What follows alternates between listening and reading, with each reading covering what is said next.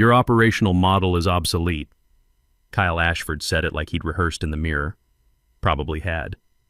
He was sliding my security badge across his father's glass desk, that same desk where I'd sat across from Lawrence Ashford 16 years ago, when this company was 3 bad quarters from bankruptcy and I was the only one who knew how to read a balance sheet under stress. The badge made a thin scraping sound against the glass, like a poker chip being pushed all in by someone who doesn't know they're already beat. I'm Neil Porter, 50 years old, former Marine, current Chief Operating Officer, and I've got about 30 seconds left on the clock before I'm officially unemployed by a 29-year-old who thinks disruption is a business strategy. Behind Kyle, his chief of staff, a 25-year-old named Tyler Nash with a finance podcast and zero self-awareness, tried not to smirk into his oat milk latte. 2 more junior associates hovered near the door, clutching their phones like life preservers.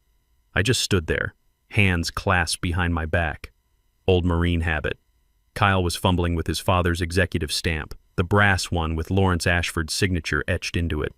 The kid held it like it might bite him. "Look," Kyle said, still not making eye contact, "we're building a tech-forward operation. Your risk-averse approach doesn't fit our growth trajectory." Tech-forward. That's what he called it when he wanted to burn cash on crypto integration and AI chatbots that couldn't handle basic customer service. I'd blocked 3 of his innovation initiatives in the past year because someone had to read the actual ROI projections. "I assume you've consulted legal about material personnel designations," I said. He blinked. "That's boilerplate. HR cleared everything." Tyler finally spoke up. "We're streamlining legacy systems.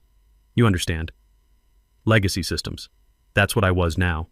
A 50-year-old legacy system that still used Bloomberg terminals and believed in actual due diligence." Kyle pressed the stamp down on a termination form. It left his father's signature crooked across the authorization line, smeared slightly. He stood up, clearly signaling this conversation was over. "Security will walk you out in 10 minutes. HR has your exit package ready." I bent down to pick up my badge, not because I needed it. They'd already deactivated it remotely, I'm sure, but because I wanted to see if he'd flinch when I stood back up. He didn't. Too busy opening a Slack window. That's when I saw it, framed on the wall behind him, slightly crooked, like everything else in this office now. The original investor covenant from 2009. My name was still on it, bottom right corner, in permanent ink. Key operational stakeholder, Neil Porter. I let myself smile, just for a second. Kyle didn't notice. He was too busy trying to figure out how his father's desk chair reclined. I walked out. Didn't grab the gratitude basket HR had waiting by the elevator. Some intern probably spent 2 hours assembling stale biscotti and a Starbucks gift card. Just kept walking through the lobby I'd entered every morning for 16 years, out to the parking lot where my '67 Mustang was waiting in its usual spot. The drive to Tahoe, I kept the radio off. 4 hours is a long time to sit with your thoughts when you've just lost the thing you spent 16 years building. My daughter Emma called around hour 2. I let it go to voicemail. Didn't want to tell her yet that her old man just got kicked to the curb. She's 24, working her first real job in Denver. Still thinks her dad knows what he's doing. I'd call her back tomorrow, once I knew whether I was the kind of man who'd let a punk kid destroy 16 years of work, or the kind who'd do something about it. By the time I pulled into the gravel driveway, the sun was starting to drop behind the pines. I kicked off my shoes, found the bottle of Blanton's I'd been saving for something, and poured 2 fingers into a rocks glass. Then I went to the back office and powered up my personal workstation. Not the company laptop. I'd left that on my desk, wiped clean. This was my archive. The encrypted server I'd built back in 2009 when I learned that loyalty was a one-way street and insurance came in the form of legal documentation. Password accepted, biometric confirmed. The screen flickered to life. I navigated to the legal folder and opened the funding covenant. Same document hanging in Kyle's office, except this version had all the annexes, all the footnotes, all the clauses that nobody reads until it's too late. There it was, Clause 14C, Material Personnel Designation. I scrolled down to the margin notes. Philip Cade, my attorney, had left a comment there 15 years ago. Any involuntary termination triggers breach remedy. Mandatory investor notification required within 96 hours. I remembered the day we drafted that clause. Conference room with bad coffee and 3 lawyers who all billed differently. Philip had insisted on it after the 2008 financial crisis nearly took us under. "If they ever try to cut you out," he'd said, tapping his pen on the draft, "this guarantees consequences." I'd laughed. "You think they'd be that stupid?" He'd looked at me like I'd just asked if water was wet. Eventually, yes. I picked up my phone, still had Philip on speed dial after 16 years, muscle memory, and called him. He answered on the second ring. No hello. Just silence that meant he was already reading the situation. "Activate the clause," I said. 16 years of insurance just matured. "Understood," Philip said, because unlike Kyle, he actually read the footnotes. I hung up, took another sip of bourbon, and watched the sun finish setting over the lake. Somewhere back in the city, Kyle was probably posting on LinkedIn about operational evolution. Tyler was probably explaining Web3 to someone who didn't ask. And me? I was just a guy with a fishing pole and a legal landmine that had been ticking for 16 years. The next morning, I took my boat out on the lake. No phone, no laptop, just me and the water and the kind of silence you can't buy. I caught 2 trout and threw them both back. Wasn't really fishing for food, just fishing. By the time I got back to the cabin around noon, my phone was lighting up. Texts from former colleagues, missed calls from numbers I didn't recognize. I ignored all of it except one message from Philip. Titan Ridge received notification. Clock started. Titan Ridge Capital, our primary investor, the firm that had pumped $180 million into Ashford Systems over the past decade, the firm whose oversight team took compliance very seriously. I didn't respond to Philip, just set the phone down and made myself a sandwich. It took Kyle less than 48 hours to realize he'd made a mistake. I know this because my old admin account, the one nobody remembered to revoke, still had access to the internal Slack channels. I wasn't actively monitoring them, but I'd check in once or twice a day, mostly out of curiosity. Monday morning, the chaos started. Where's the supplier compliance tracker? Can't find anything post Q2. Legal is asking about the EU cross-border filings. Anyone know where those live?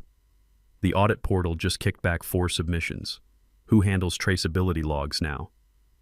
By Wednesday afternoon, someone had accidentally locked the internal server trying to duplicate my access templates. The quarterly audit deadline for Titan Ridge came and went with no submission. Nobody seemed to notice except the people who mattered. Kyle's response to all of it: "We're assessing current workflows. Stand by." Translation: they had no idea what they were doing. Kyle was too busy scheduling inspirational alignment sessions and posting filtered photos from his standing desk setup. His new head of operations, a guy named Bryce Colton who'd been Kyle's roommate at Wharton, posted a 3-sentence update that ended with a flexed biceps emoji. Spoiler, they did not have it under control. Thursday morning, 9:02 a.m., an email hit every executive's inbox. I saw it forwarded to me by someone still on my side. Subject line: urgent compliance review. Personnel change. Notification received. No emojis, no pleasantries. Just one line in the body. Per Clause 14C, please prepare supporting documentation for immediate audit.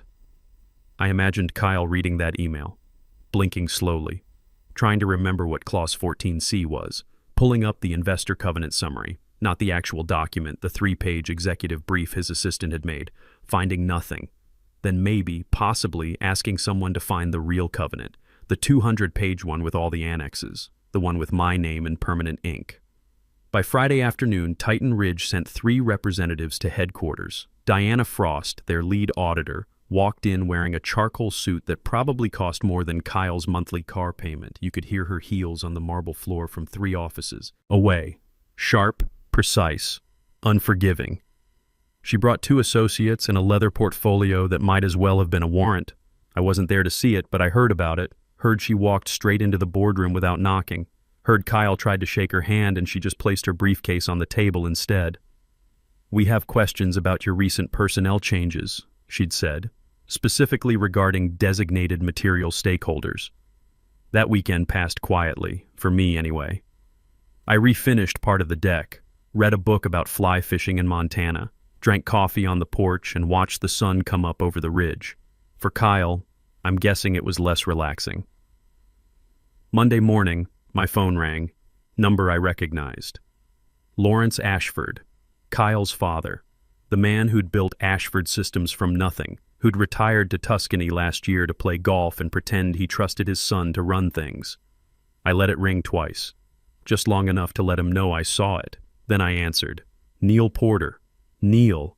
His voice sounded different than I remembered, smaller, tired. It's Lawrence. I didn't say anything, just waited. I know you're probably busy, he said, but we need to talk. I'm retired, I said, enjoying the lake. Long pause. I could hear him breathing on the other end, trying to figure out how to ask for help without saying the words. Kyle made a mistake, he said finally. Several, probably. Another pause, longer this time. Titan Ridge is threatening to assume operational control. The penalty is $45 million. We don't have it liquid. I watched a hawk circle over the water. Patient, efficient, waiting for the right moment. That's unfortunate, I said. Neil. His voice cracked slightly. I need you to come back. Full authority, triple salary, direct board reporting. No Kyle in your chain of command. You should have called before you handed him the keys, Lawrence. I know. That was my mistake. No, I said. It was his. Yours was thinking I'd still be here to clean it up. Silence on the other end, the kind that stretches and fills with everything unsaid. Will you at least think about it? He asked quietly.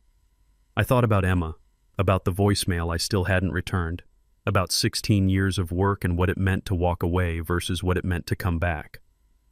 I've moved on, I said, but I do wish you the best. I heard him exhale. Relief, regret, resignation. Maybe all three. Kyle's going to need it, I added. Then I ended the call. I stood there for a moment, phone in my hand, looking out at the lake. The trout were rising. Good day for fishing. I went inside, poured another coffee, and checked my email. That's when I saw it. The email was from Philip, flagged urgent. Subject line, transfer of control, pending final investor sign-off. I opened it. Effective upon final countersignature, Titan Ridge Capital assumes full operational control of Ashford Systems per Clause 14C. Compliance and strategy oversight will be advised exclusively by Porter Strategic, consulting as designated by investor preference. Porter Strategic Consulting, that would be my firm. The one I'd incorporated quietly 3 days after Kyle fired me, with enough soft commitments and industry relationships to make 3 competitors nervous. I read it twice. Then I forwarded it to Philip with a simple note. Confirm boardroom readiness. I want the corner office this time. He responded within minutes.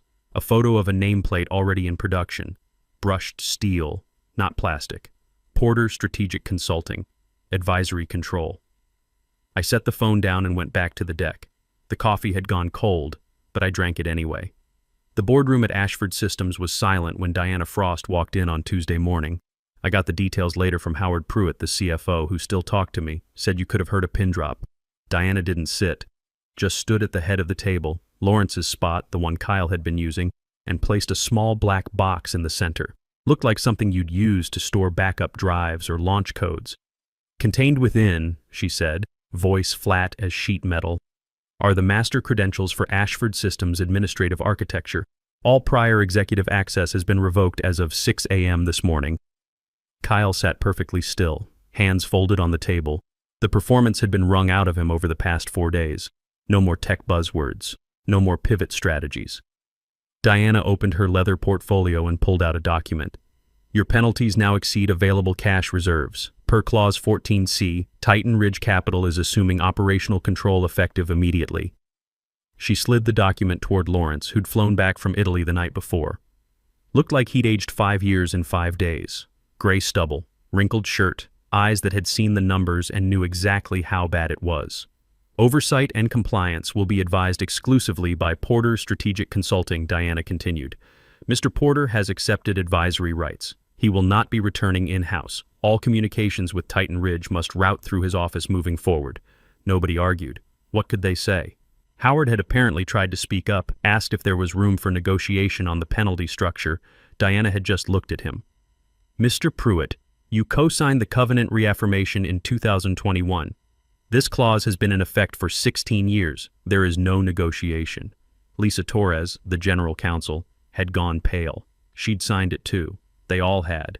Every reaffirmation, every annual review. They just hadn't read what they were signing. Diana closed her portfolio with a snap that echoed. Any questions? Silence. Then we're done here. She picked up the black box, kept the credentials, didn't leave them behind, and walked out. You could hear her heels all the way to the elevator. Kyle gathered his things slowly, Howard told me.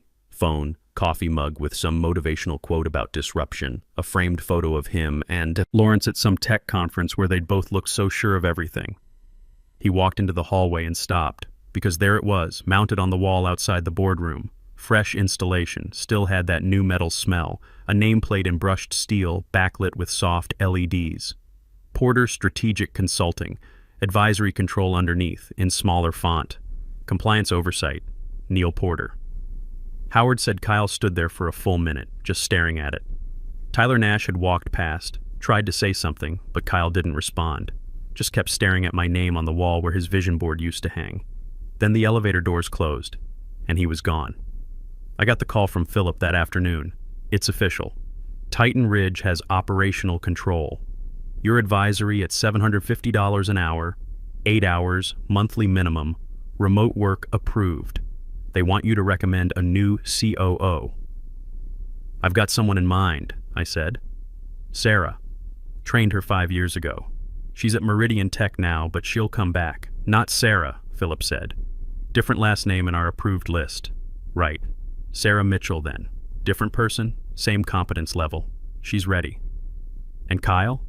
What about him? Titan Ridge is restructuring his role. He'll report to the new COO. They're calling it SVP of Strategic Initiatives. Strategic Initiatives. That's what you call a position when you can't legally fire someone, but you can make them irrelevant. He'll need to approve all innovation spending through your office, Philip added. I thought about that, about Kyle having to submit his crypto integration proposals and AI chatbot dreams to me for review, having to justify every pivot, every disruption, every growth trajectory. That works, I said. That evening, I finally called Emma back. She picked up on the first ring. Dad, I've been trying to reach you for 3 days. Is everything okay? Yeah, I said. Everything's fine. Just had some work stuff to sort out. Work stuff? You texted me last month that you were thinking about retiring early. Change of plans, I said. Turns out I'm consulting now. Fewer hours, better pay, full remote. She laughed. That's the most dad thing I've ever heard. You get fired and somehow end up with a promotion, something like that. We talked for another 20 minutes. About her job, about Denver, about nothing important. It felt good. After we hung up, I sat on the deck and watched the stars come out. Somewhere in the city, Kyle was probably updating his LinkedIn headline. Lawrence was probably drinking something stronger than wine. Tyler was probably podcasting about organizational agility. And me? I was right where I needed to be. 3 weeks later, things had settled into a rhythm. I'd consult Tuesday and Thursday mornings, usually from the deck if the weather was good. Review compliance reports, sign off on major vendor contracts, occasionally veto one of Kyle's proposals when the numbers didn't add up, which was most of the time. Sarah Mitchell, the new COO, was good, better than good. She'd call me once a week, usually with smart questions, never with panic. The kind of person who read the documentation before asking for help. Kyle submitted another blockchain integration proposal, she said on one of those calls. Third one this month.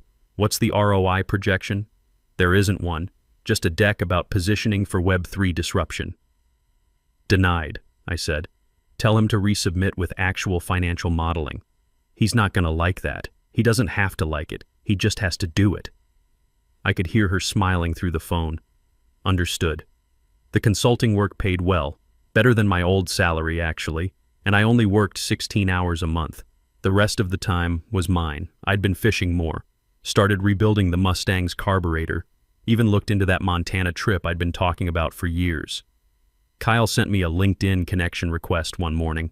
I saw the notification pop up while I was drinking coffee. Didn't accept it, didn't decline it either. Just let it sit there, pending, like everything else he never followed through on. Then, on a Tuesday afternoon, about a month after everything settled, my phone rang again. Lawrence Ashford. I almost didn't answer. But something made me pick up. Neil. His voice sounded different than the last time, quieter, older in a way that wasn't just about time zones or jet lag. Lawrence.